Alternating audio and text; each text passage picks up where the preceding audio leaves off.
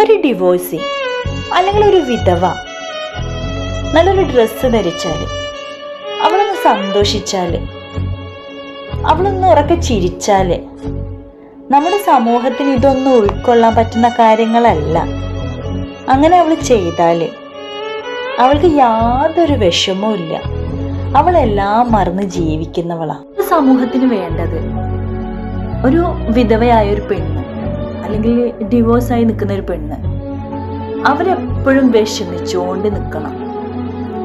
അവർ ജീവിതത്തിൽ ഒരുപാട് കഷ്ടപ്പെടണം.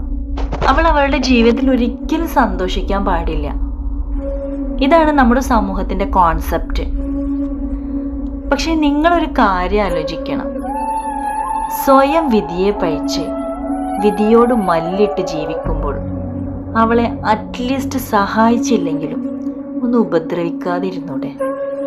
ശിച്ച കണ്ണുകളോടെ നോക്കാതിരിക്കുക. അവരും മനുഷ്യരാണ്. അവര് പുറമെ ചിരിക്കുന്നുണ്ടെങ്കിലും ഉള്ളിൽ കരയുന്നത് മറ്റാരും കാണുന്നില്ലെന്നേ ഉള്ളൂ.